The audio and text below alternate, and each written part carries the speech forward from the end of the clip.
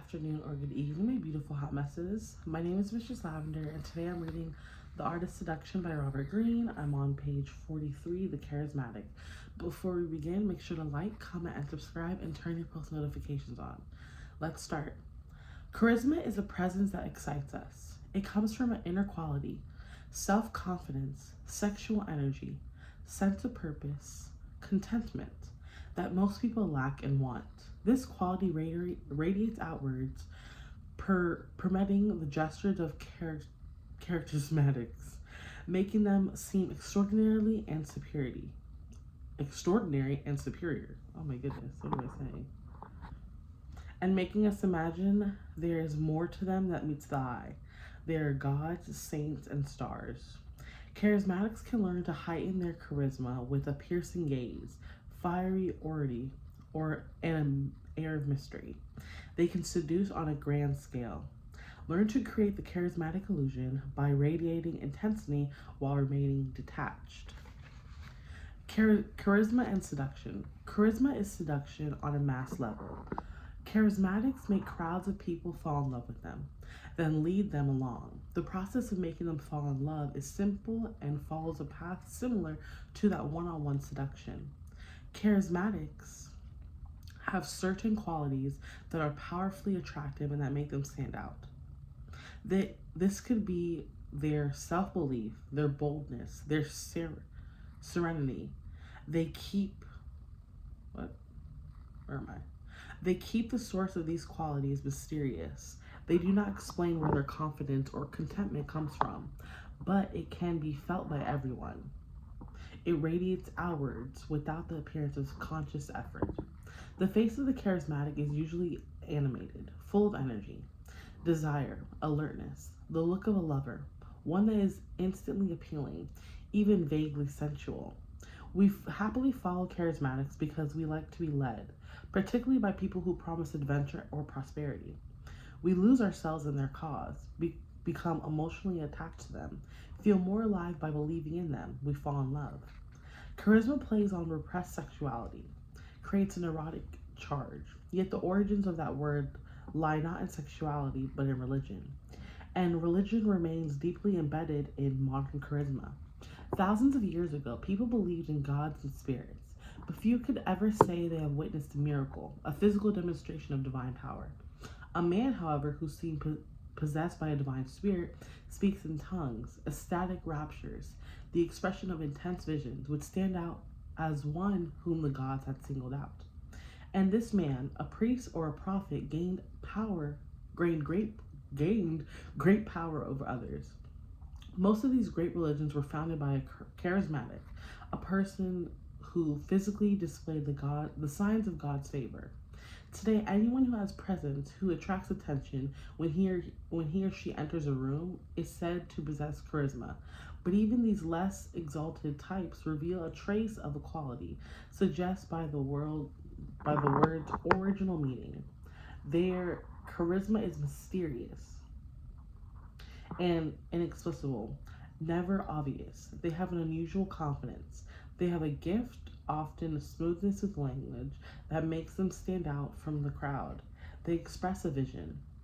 Charisma must seem mystical, but that does not mean you cannot learn certain tricks that will enhance the charisma you already possess, or will give you the outward appearance of it. The following are basic qualities that will help create the illusion of charisma. Purpose. If people believe you have a plan, that you know what you're doing, they're going to follow you instinctively.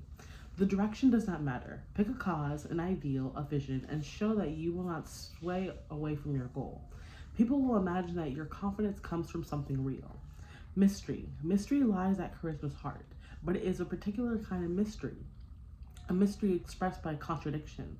The charisma may have both proliferative and aristocratic, I don't know that sense.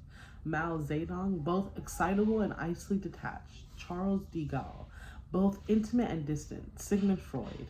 Since most people are predictable, the effect of these contradictions is devastatingly charismatic. They make you hard to fathom, add richness to your character.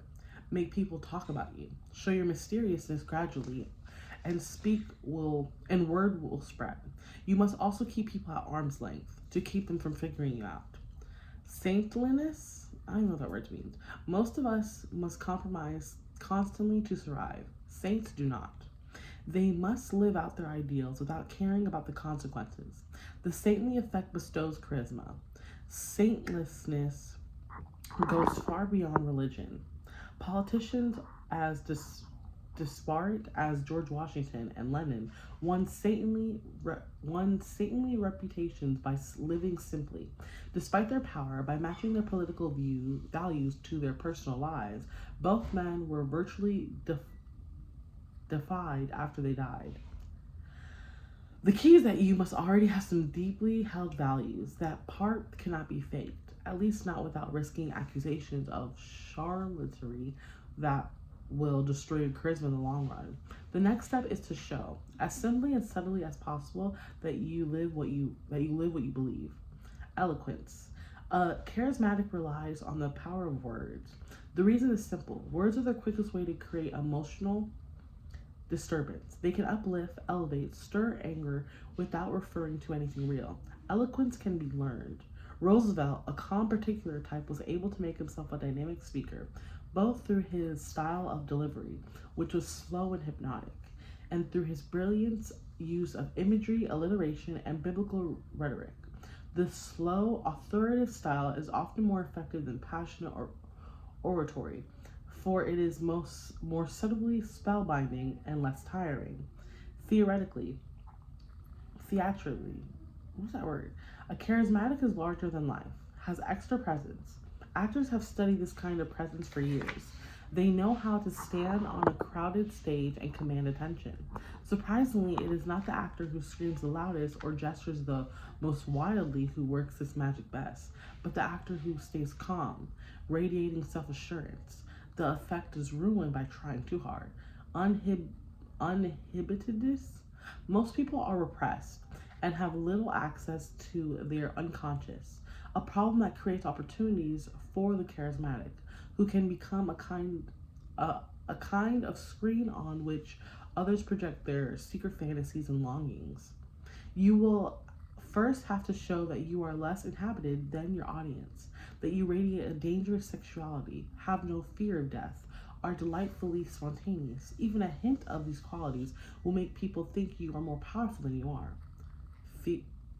What is that word? Fear? Fervncy. You need to believe that in people.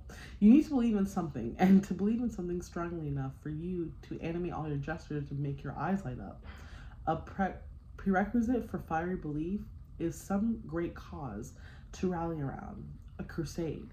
Become the rallying point for people's disconnect and show that you share none of the doubts that plague normal humans. People are more and more isolated and long for communal experience. Let your own fervent and contagious faith in virtually anything give them something to believe in. Vulnerability. Charismatics display a need for love and affection. They are open to their audience and in fact feed off its energy. The audience in return is electrified by the charismatic, the current increasing as it passes forward, back and forth. Since charisma involves feelings akin to love, you in turn must reveal your love for your followers. Imagine your public as a single person whom you're trying to seduce. Nothing is seductive to people than the feeling that they are desired. Adventurousness. Charismatics are unconventional. They have an air of adventure and risk that attracts the bored. Be brazen and courageous in your actions. Be seen taking risks for the good of others. Show heroism to give yourself a charisma that will last you a lifetime. Conversely, the slightest sign of cowardice or timidity will ruin whatever charisma you had. Magnetism. If any physical attribute is crucial in seduction, it is the eyes. They reveal excitement, tension, detachment, without a word being spoken. The demeanor of charismatics may be poised and calm, but their eyes are magnetic. They have a piercing gaze that disrupts their target's emotions, exerting force without words or action. The eyes of the charismatic never show fear or nerves. Symbol, the lamp, invisible to the eye, of current flowing through a wire in a glass vessel generates a heat that turns into cassidence. All we see is glow. In the prevailing darkness, the lamp, the lamp lights the way. I'm stopping there on page 51. I'm gonna start at the star, but thank you again. My name is Mistress Lavender. I'm reading the art of Seduction. And honestly, I look busted right now, but I'm still beautiful because my eyes tell a story. What am I? The lamp? I don't even care because you know what? My reading's getting better. But have a great day. Stay safe. Bye. And yes, in my pajamas. But the goal is to read every day, and that's what I'm doing. Period. You should do the same.